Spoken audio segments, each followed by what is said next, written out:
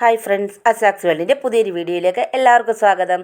നമ്മൾ ഓണസദ്യയുടെ വിഭവങ്ങൾ ഉണ്ടാക്കി കാണിച്ചുകൊണ്ടിരിക്കുകയാണല്ലോ അല്ലേ. നമ്മൾ ഇലയിൽ ഓണസദ്യ വിളമ്പുന്ന ക്രമത്തിലാണ് ഇതുണ്ടാക്കി കാണിച്ചുകൊണ്ടിരിക്കുന്നത്. അപ്പോൾ നമ്മൾ ഇന്ന് വിളമ്പാൻ പോകുന്നത് ഇലയിൽ വിളമ്പുന്ന 8ാമത്തെ വിഭവമായിട്ടുള്ള സ്റ്റൂ ആണ് കേട്ടോ. അപ്പം നമ്മൾ ഉപ്പിലിട്ടതെല്ലാം കാണിച്ചു, കിച്ചടി കാണിച്ചു, പച്ചടി കാണിച്ചു, അവിയൽ കാണിച്ചു, തോരൻ കാണിച്ചു.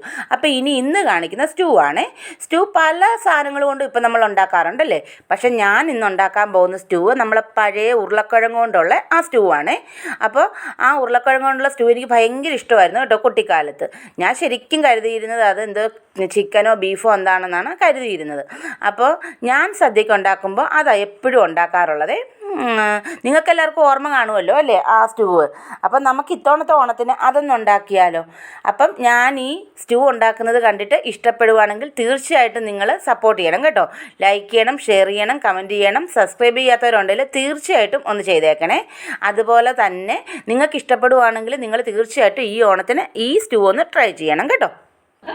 സ്റ്റൂ വെക്കാൻ വേണ്ടി എന്തെല്ലാം സാധനങ്ങൾ വേണോ നോക്കാം. ഞാൻ പറഞ്ഞില്ലേ ഉരുളക്കിഴങ്ങ് കൊണ്ടുള്ള സ്റ്റൂ നമ്മൾ പണ്ടുണ്ടാക്കി കൊടുത്ത അതേ സ്റ്റൂ ആണ് ഞാൻ ഉണ്ടാക്കാൻ പോകുന്നത്. അപ്പോൾ അതിന് ഞാൻ 4 ഉരുളക്കിഴങ്ങ് എടുത്തിട്ടുണ്ട്. അതുപോലെ തന്നെ 2 സവാള എടുത്തിട്ടുണ്ട്, ഒരു തക്കാളി എടുത്തിട്ടുണ്ട്, ഒരു 3-4 പച്ചമുളക് എടുത്തിട്ടുണ്ട്. അപ്പോൾ നമുക്കിതൊന്ന് ഒന്ന് തൊലിയെല്ലാം കളഞ്ഞ് കഴുകി വൃത്തിയാക്കി അരിഞ്ഞെടുത്തുകൊണ്ട് വരാവേ. ഉരുളക്കിഴങ്ങിൻ്റെയൊക്കെ തൊലി കളഞ്ഞെടുക്കാം കേട്ടോ. ഉരുളക്കിഴങ്ങിൻ്റെ തൊലി കളഞ്ഞ് നമുക്ക് സവാളയുടെയൊക്കെ തൊലി കളഞ്ഞെടുക്കാവേ. എന്നിട്ട് നമുക്കിത് ചെറിയ ചതുര കഷ്ണങ്ങളായിട്ടൊന്ന് അരിഞ്ഞെടുക്കണം. അപ്പം നമുക്കിതൊന്ന് അരിഞ്ഞെടുക്കാവേ.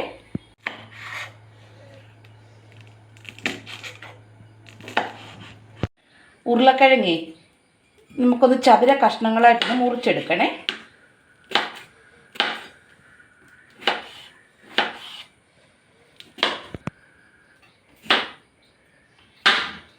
സ്റ്റൂവിന് അരിയുമ്പോഴേ നമ്മൾ ചെറിയ ചതുര കഷ്ണങ്ങളായിട്ട് വേണേ അരിഞ്ഞെടുക്കാനായിട്ട്.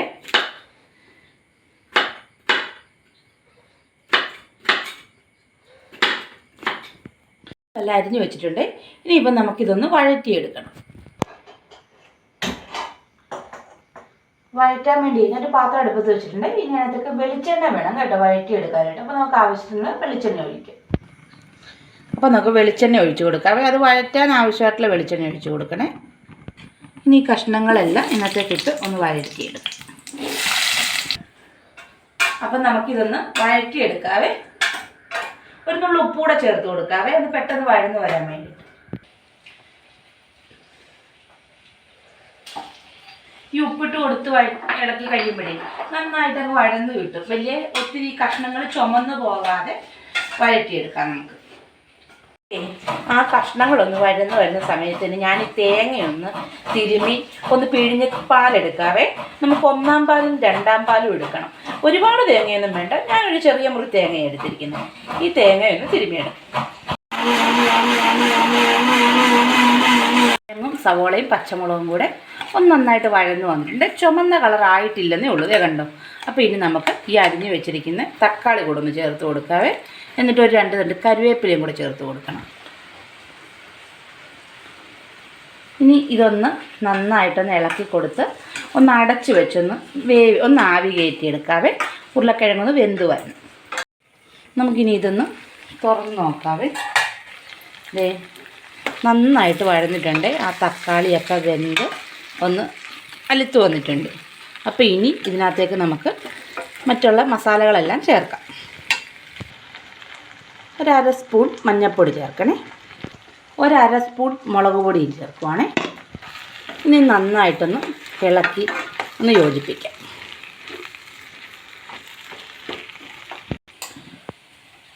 ഇനി ആവശ്യത്തിനുള്ള ഉപ്പ് ചേർക്കാവേ.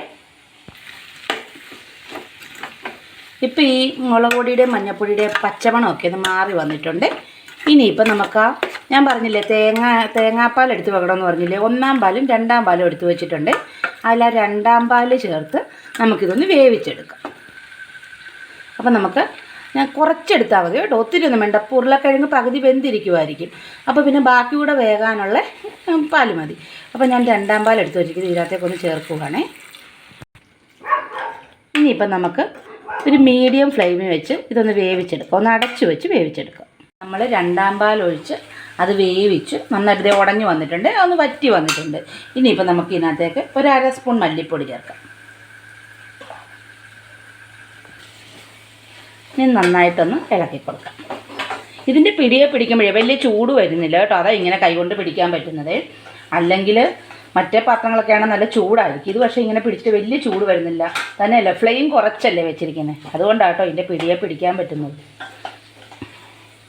ഇത് നല്ല കുഴഞ്ഞ പരുവത്തിൽ കിട്ടിയേ. ഇനിയിപ്പോൾ ഇതിനകത്തേക്ക് നമുക്ക് ഇച്ചിരി മസാലപ്പൊടി കൂടെ ചേർക്കണേ. ഇത് വീട്ടിൽ തന്നെ ഉണ്ടാക്കിയ മസാലയാണ്, വീട്ടിൽ തന്നെ പൊടിച്ചെടുത്തതാണ്. അതൊരു 1/2 സ്പൂൺ ചേർത്തിട്ടുണ്ട്.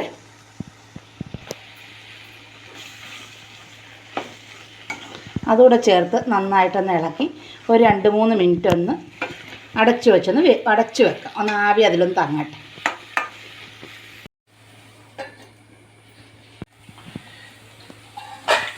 അപ്പോൾ ഇത് നല്ലൊരു മണമൊക്കെ വരുന്നുണ്ട് കേട്ടോ. നമ്മുടെ ചിക്കൻ ഫ്രൈ ഉണ്ടാക്കുന്നൊരു മണമൊക്കെ വരുന്നുണ്ട് ഈ സ്റ്റൂവിന്. പണ്ട് കൊച്ചിയിലെ എനിക്ക് സദ്യ ഉണ്ണുമ്പോൾ ഏറ്റവും ഇഷ്ടമുള്ള വിഭവമായിരുന്നു കേട്ടോ ഈ സ്റ്റൂവ്.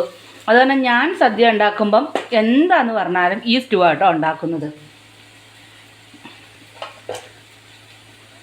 എൻ്റെ വിചാരം ഇത് ചിക്കൻ കറിയാണെന്നായിരുന്നു. എൻ്റെ കൊച്ചിയിലെ സദ്യക്ക് ചിക്കൻ കറി കഴിച്ചു എന്ന് പറയുമായിരുന്നു ഞാൻ വീട്ടിൽ വരുമ്പോൾ. അതായിരുന്നു ഈ സാധനം എൻ്റെ വിചാരത്തിൽ. ഇപ്പോഴെന്തേ അതേ ടേസ്റ്റോടു കൂടി തന്നെ ഉണ്ടാക്കിയിട്ടുണ്ട്. അപ്പോൾ ദേ നമ്മുടെ സ്റ്റൂ തയ്യാറായിട്ടുണ്ട്. പണ്ടത്തെ സദ്യയ്ക്ക് നമ്മളൊക്കെ പോയി കഴിച്ചിരുന്ന അതേ ഉരുളക്കിഴങ്ങ് സ്റ്റൂ. അപ്പോൾ ദേ നമ്മുടെ സ്റ്റൂവും തയ്യാറായിട്ടുണ്ട്. ഓണസദ്യക്ക് വിളമ്പുന്ന 6ാമത്തെ വിഭവമായ സ്റ്റൂവ്, ഉരുളക്കിഴങ്ങ് കൊണ്ടുണ്ടാക്കിയ നമ്മുടെ പഴയ സ്റ്റൂ. അപ്പോൾ നിങ്ങൾക്ക് ഇഷ്ടപ്പെട്ടെങ്കിൽ തീർച്ചയായിട്ടും സപ്പോർട്ട് ചെയ്യണം കേട്ടോ. നമ്മുടെ അടുത്ത വിഭവമായിട്ട് ഞാൻ നാളെ തന്നെ വരാവേ.